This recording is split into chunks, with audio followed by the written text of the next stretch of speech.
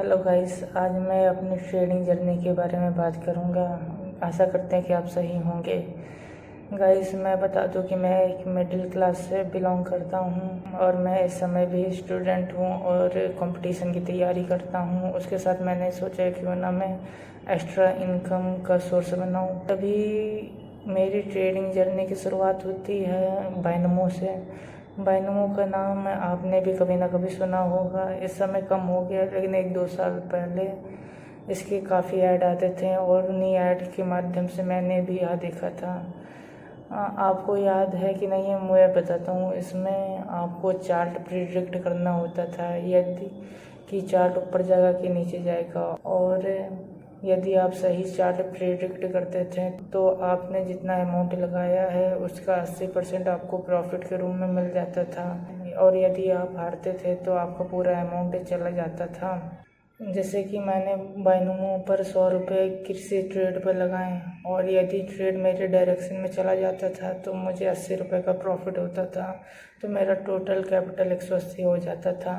और यदि मैंने जिस डायरेक्शन में ट्रेड लगाया है और यदि वहाँ विपरीत डायरेक्शन में चला जाता है तो मेरा 100 रुपये चला जाता था। और यहाँ से मेरी ट्रेडिंग जर्नी की शुरुआत होती है।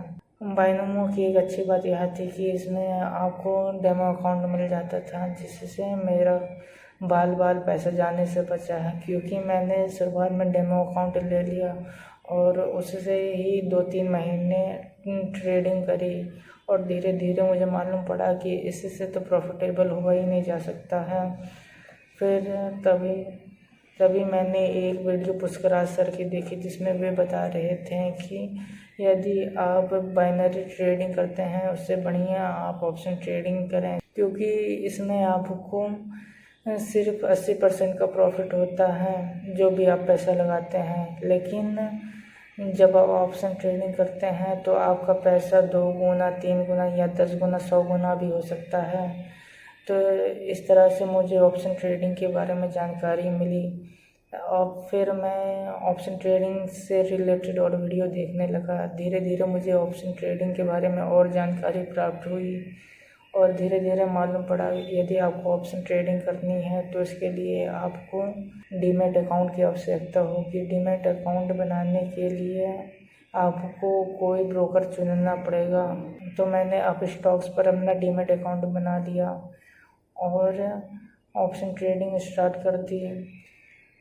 शुरुआत में मैंने 3000 रुपये लगाए थे और धीरे धीरे वह पूरा पैसा चला गया। फिर मैंने सोचा कि यार मैं ही कुछ गलती कर रहा हूँ, इसलिए मैंने अब रियल मनी लगाना बंद कर दिया और बैक टेस्टिंग करने लगा।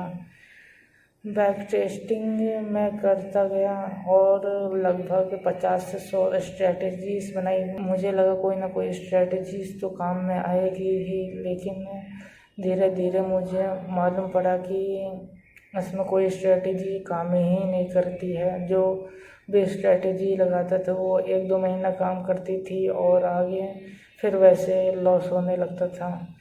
फिर मैंने सोचा कि लगता है कि ऑप्शन ट्रेडिंग ही ख़राब है। इसके बाद मैंने इंट्राडे ट्रेडिंग स्टार्ट करी। इंट्राडे ट्रेडिंग करते वक्त मुझे उसमें भी ऑप्शन ट्रेडिंग की तरह लॉस होने लगा।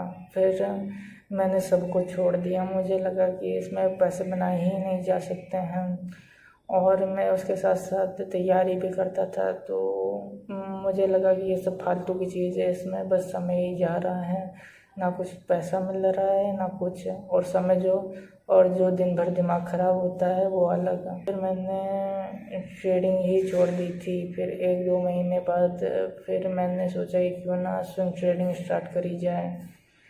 फिर मैंने स्विंग ट्रेडिंग स्टार्ट करी और धीरे धीरे स्विंग ट्रेडिंग करने पर मुझे रिजल्ट दिखाई देने लगे, और मैं इस समय स्विंग ट्रेडिंग में तो प्रॉफिटेबल हूँ, और थोड़ा बहुत पैसा स्विंग ट्रेडिंग से बना लेता हूँ।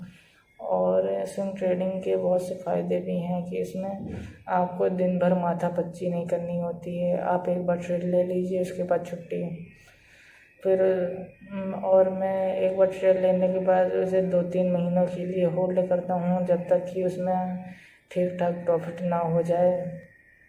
और स्विंग ट्रेडिंग में 1 डे के टाइम फ्रेम में करता हूँ, जिससे मुझे फिक्स सिग्नल मिलने की संभावना भी बहुत कम हो जाती है। और स्विंग ट्रेडिंग करने पर आपके पास और भी काम और भी चीज़ों के लिए समय निकल आता है, जैसे कि आप पढ़ाई कर सकते हैं, यहाँ पे कुछ और अपना दूसरा वर्क भी कर सकते हैं। लेकिन इसमें एक खराबी यह भी है कि इसमें आपको कोई लेवरेज प्रोवाइड नहीं करा जाता है, जिस कारण यदि आप ट्रेड लेते हैं तो आपको अधिक अमाउंट ऑफ मनी की आवश्यकता पड़ती है।